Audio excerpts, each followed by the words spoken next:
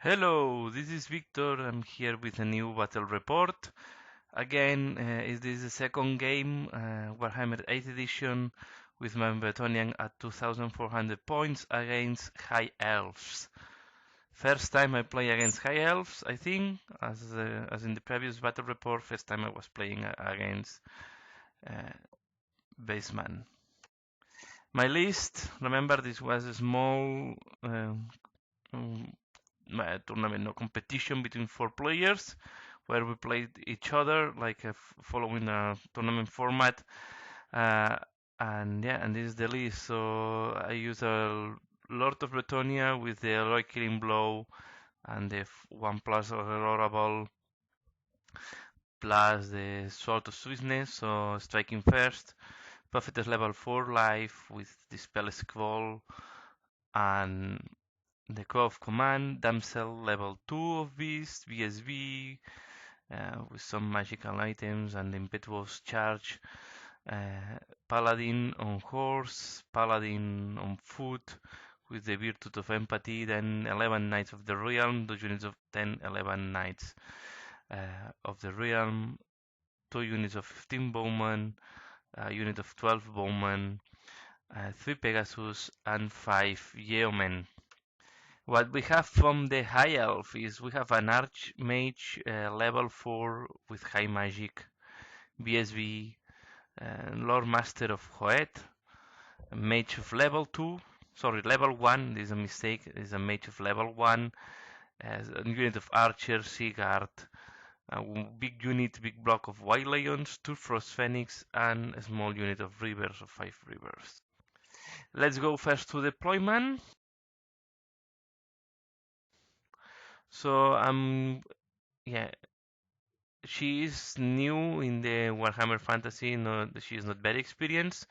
So she deploys, as you can see, starting from the left, a unit of 5 Reavers, then instead of the forest, the archers, the High Elf archers.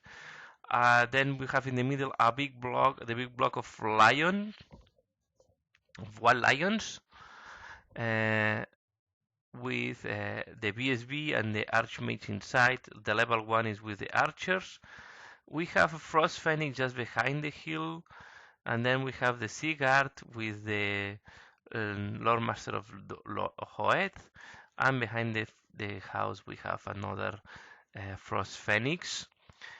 We consider that hills are blocking line of sight, and we see the Frost Phoenix are not on the bases because they were not glued.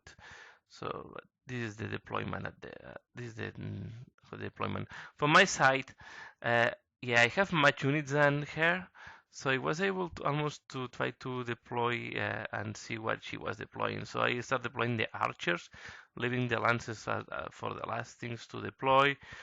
I deploy my fast units to the right. Also, there are 2 units of archers with uh, the paladin on foot to give some additional leadership. The 2 lances, I put them in the middle to be able to face the white lions, or if it's needed to split in 2 and go one for the white lions and the other one for the Sea Guard. And also looking forward to see what she is doing with the Frost Phoenix. I put one unit of archers with the beast, the level 2 with beast, in between the lances, and then the lance just in front of the archers. So my plan here is use the shooting as much as I can and try to neutralize his magic also as far as I can. I think I will ignore the Frost Phoenix for most of the game because I don't have good weapons or good things to deal with them unless they are very clear on front of one of my lances and I charge them with a full lance. The heroes, my general, have some can kill the Frost Phoenix, but I don't think I have great tools. The shooting is too weak. The Pegasus, I will not like to put them against the Frost Phoenix with the toughness 6 and the strength 6. He can do damage, and it's going to be difficult for me to do damage in return. So the plan for me is the lands that is alone have the I think it's called the Gleaming Banner, the one that I can reroll once at failed leadership. This is why I put him quite far and score to the left. And the intention is to go as fast as I can against the archers and neutralize that unit as fast as I can with this lance. So I will move very aggressively there. In the middle, I will check and I will be more reactive, seeing what he's doing with the Sea Guard and the White Lions and also the Frost Phoenix. And the archers, I will use them, try to make some casualties on his units in the meantime. So I don't, if it's not needed, I will not rush for the close combat. If I have a very easy charge, of course, I will not stop from charging. The level 2 of beast is in between the lances. In that way, I can use her to boost my heroes because I have what is the wild form, I think it's called. So the one that gives plus 3 strength and plus 3 attacks. So it's another tool that I can use in case I need to deal with the Frost Phoenix. Here another overview of the battlefield, and here we have the elves in front. And we did the bank movements. So she vanguard with the rivers, as you can see there, try to give the flank and protect the archers. And what I did here is I vanguard with my Pegasus in a position that is not easy for, it's not feasible for him to charge me, or it's going to be very difficult. And I put my yeomen behind the forest, and I want just to keep them as a backup and move them later on in the battle where it's needed in case I need a redirector. I'm thinking here in case I need to redirect the Frost Phoenix or avoid a very easy flank charge, I always can put the yeoman at the flank of one of my lances and avoid a easy flank charge. Here another overview after guarding movement, and yeah, just getting ready for the battle. And we go to turn 1. And here, yeah, I say I don't want to be very aggressive, but he moved the White Lions quite aggressively to the front, giving me a very easy charge. And by the way, by doing this charge, I get out of the front arc of the Frost Phoenix. So I also win time against the Frost Phoenix. So I decide to do double charge on the White Lions in my first turn. She just moved, as you can see, she moved a little bit the Frost Phoenix there, but she was very conservative with the other units. Just she moved, I don't know why, she moved very aggressively in front of my lances, the White Lions. I think she was very confident of the abilities of the White Lions. So let's see what happens. I have a big block, a lot of attacks with strength 5 with my lances, and also I have the BSB, the paladin, so 2 paladins, and my general there. See another review before I do the movement. It is just before declaring charges. Then I did the movement as I explained. I wanted to move very aggressively with my lance in the left, so I moved it really aggressively in front of the archers. I will charge. I know that it's difficult terrain if he's not charging me, and I have the rivers just at the flank. So I don't care about the rivers, to be fair. I know that they can do some attacks, do some damage, but it's a risk that I'm taking there. And I move also the bowman close to the lances. In that way I have the level 2 of the beast in range to give all the boosting. And yeah, I did the 2 boosting, so I give plus 1 strength, plus 1 toughness to the unit, and then on top of that I give plus 3 attacks and plus 3 strength to all my heroes. I did all the attacks and I killed half of the White Lions. In return, he killed, I think, only 1 of my knights. So, really a devastating charge done by Bretonnia. And yeah, but we get stuck in combat because they are stubborn. So I couldn't break them, and we are there. I think I put some wounds on the level 4 and I killed the BSB if I'm not wrong at this stage, because I declared some attacks on the BSB. This is the overview of the battlefield. Yeah, as you can see, I move the the yeoman just behind the ruins. He cannot charge me. It's impossible because we call it impassable. This thing, this small building that is there, and I move the Pegasus out of line of sight, just at the flank, to threatening the flanks of his units. And that way, if he wants to go to give support to the Wild Lions, my Pegasus are ready to do a charge from that angle. I keep the archers in that. I shoot with the archers. They did nothing against the Frost Phoenix. The toughness 6 is really tough to deal with. Here another good the flank. Yeah. He put. I think the Frost Phoenix was not a bad place. It was not impossible to charge for me, to charge them for me. So this is why at the end I decided to go for the White Lions and see if I can break them. To be fair, I didn't know all the rules. I didn't know they are stubborn, so it was a little bit of surprise for me to get stuck there. But so far there is not an easy charge he can do on the flanks of my units, so I feel quite well there. And we go into turn 2, and here is a mistake. We go turn 2 for the High Elves. Yeah, he did a charge, a double charge there with the archers to the front and the reavers to my flank. Yeah, we hear another view of the double charge, and then yeah, we go into the movement because this is before any movement. Yeah, we still see that before movement, and now this is after the movement. So he just moved the two Frost Phoenix and my backward. He didn't wanted to charge my bowman. I still don't see why. Maybe he's scared that my bowman will not run away and then she gets stuck there. She just put the two Frost Phoenix, as you can see. But here is not a bad position because the Frost Phoenix are threatening the backward of my lances. So now I really need to break the lions, or need to kill them to be able to get out of this position, or at least to be able to reform and give the front to the Frost Phoenix. If not, I'm now in a very bad position.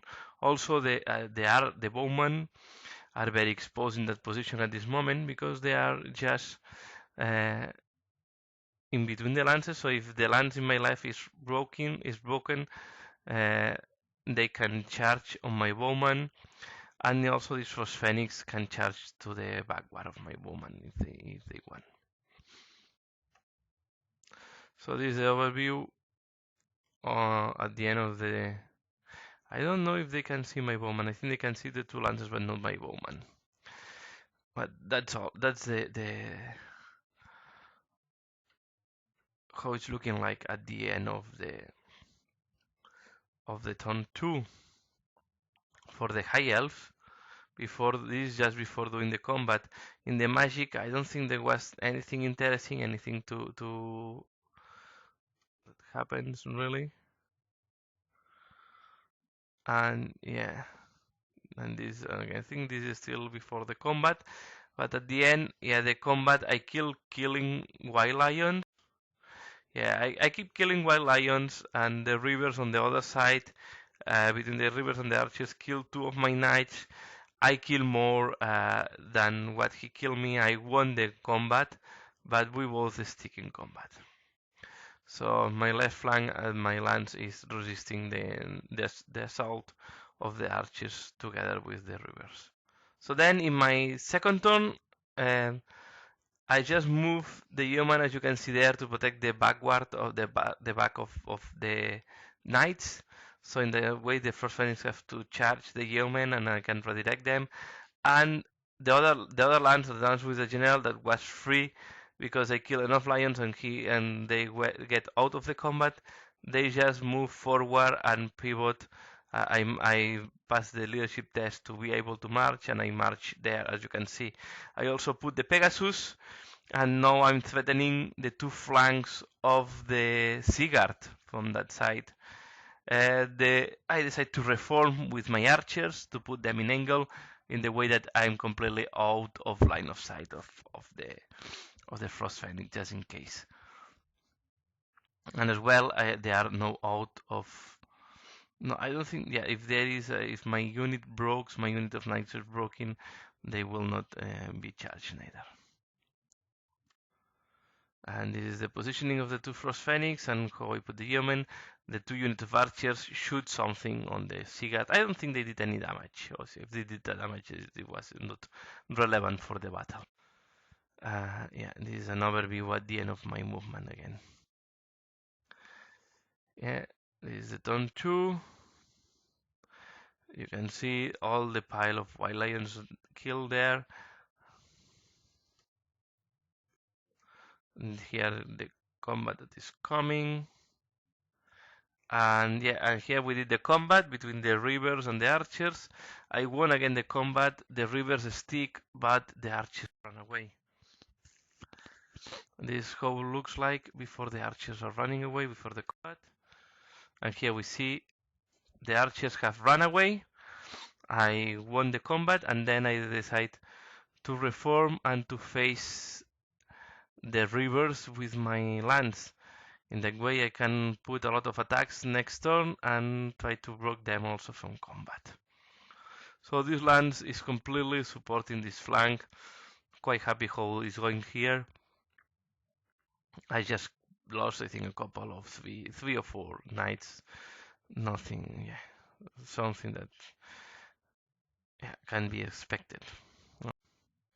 And then here I couldn't completely kill the I think it was the Archmax was survived to my attacks. I get stuck. I cannot reform because my idea was to reform, and in case yeah, and to be able to face the first Phoenix. But at the end I couldn't reform because I get stuck in combat with the last. Yeah, I was quite unlucky in that side. I couldn't kill the Archmage. I think was. Another overview at the end of my turn 2. This is how it's looking like. No, I was quite happy how was the evolution of the battle. We go into turn 3 for the High Elves, and here, sorry that I mistake completely. And then in the turn 3 of the High Elves, she charged with the Frost Phoenix into my Yeoman. This is the only charge she declares. And this is at the end of the turn. The archers regroup and they are now in the forest. The rivers were broken from combat, but they ran away, so I couldn't catch them. And they are now running away. Now will come my turn, so I will charge them and force them to run out of the battlefield. Yeah, and in that side, yeah, she charged the yeoman. And as you can see, the Sigurd moved to the front, and now they are out of my line of sight because we consider that the hills are blocking line of sight and the house too, so I cannot assault the Sigurd at the moment. So they are just by moving forward. I don't think they can go very far from there. Here in our position, as you can see, the Frost Phoenix just move onto the other side of the forest, try to be able to assault one of my lances in next turn. And surprise, surprise, my yeoman managed to hold in the combat with the Frost Phoenix, and on top of that, they put a wound on the Frost Phoenix. So my yeoman, the Frost Phoenix killed 3 of my yeomen. I passed the leadership, although I lose by charge plus 2 wounds additional he did to me. So I lose by 3, but I pass the leadership test of 5 because I have 8 because I have knights very close to them. And we go into the turn 3 for Bretonnia. And the turn 3 for Bretonnia, yeah, I forgot to mention in my previous turn I killed the last survival from my lands, so I was able to reform after killing the last survival. Then in my turn I charge the flank of the Sigurd. And now they're there. I move my general just at the backward of the Sigurd, and the Pegasus at the flank. And yeah, and I don't think that, yeah, as I am now positioned, the Frost Fenix cannot assault the Pegasus because there is not a space for the Frost Fenix to fit there. I keep the archers, as you can see. I try to keep the archers completely out of line of the Frost Phoenix. I don't want them to be charged this way. And yeah, this is another overview. And in the other flank, I declared a charge against the rivers. It was a failed charge, but the rivers ran out of the battlefield. So I end up positioning that flank. So in that flank, really, there is not much opposition. Next turn, I will start reforming to be able to charge the archers soon again. And then at the end of the this was at the end of the combat of my combat phase. I did the combat of my lance against the Seaguard. I did a lot of wounds to the Seaguard. I win by far. He was not steadfast because then I had more ranks than the Seaguard. They ran away and they were catched and killed. And I think my lance just end up where you can see there after pursuing. So then we did the combat with the yeoman. The Frost Phoenix killed the yeoman easily, and he just overran and finished where you can see there.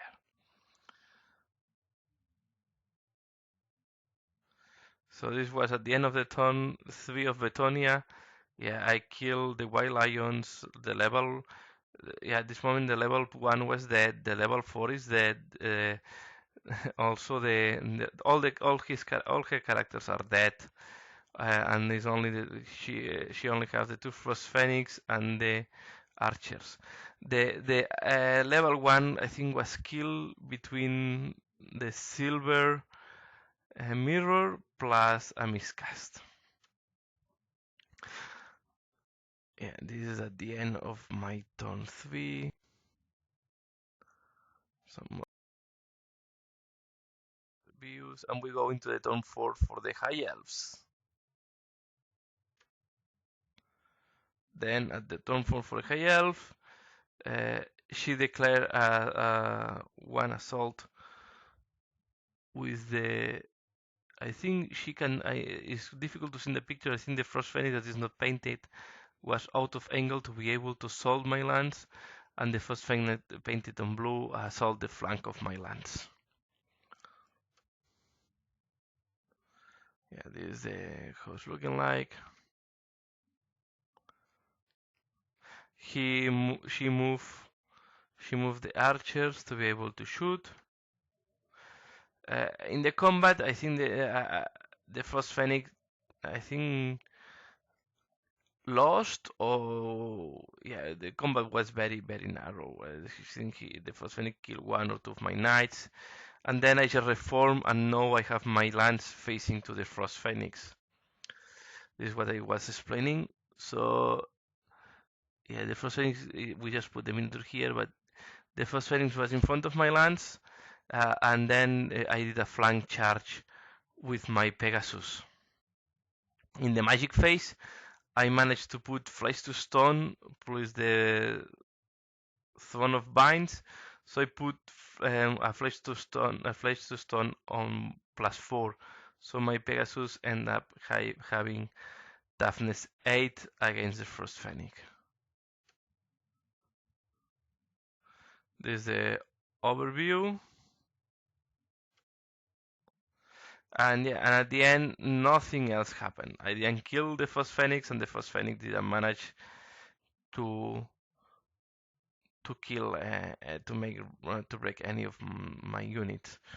So, and the Frost Phoenix passed the leadership test. So yeah, this was at the end a victory, like a big victory for Bretonnia. And yeah, because we have to finish in turn 4 due to time constraints. So here we have. If we had another turn, yeah, I was now addressing my lance to deal with the archers in the side. And yeah, and on the other side, most likely with time and now with having my general ready to charge one of the Frost Phoenix, I was expecting at the end to be able to deal with all the threats. So this was all a big victory for Bretonnia. I think I won. I only lost the Yeoman was 70 something points if I'm not wrong, and I did more than 1,500 points. Was quite a crushing victory for Bretonnia.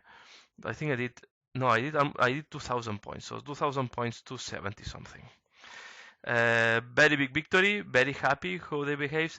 I think the big mistake was exposing the Wild Lions too soon, being too aggressive in front of two lancers. I think the Wild Lions you had more support there. And yeah, and if you stop my lancers, then you have to have a plan to be able to flank charge my lancers. I think she had to use more the Frost Phoenix to protect the flank, to attack the flanks of the lancers, and then she could do a lot of damage because two Frost Phoenix attacking from both flanks after holding me in position, they can do a lot of damage. Also, if you hold and then give just the Sea Guard, use them to block the Pegasus or to avoid that the Pegasus can help easily. I think this was a little bit the mistake, exposing the White Lions a lot of points there. When I broke the White Lions, yeah, I had a lot of points in my favor. Then, yeah, I think that was the other side. On the other side, I think she was a little bit unlucky. Oh, I was a little bit lucky. It was quite balanced. It's one of these battles that you don't know how it goes when my lance was double charged by the archers and the reapers. And yeah, and here we finish the battle report. So yeah, if you have comments, questions, any doubt, please leave it in the comment below.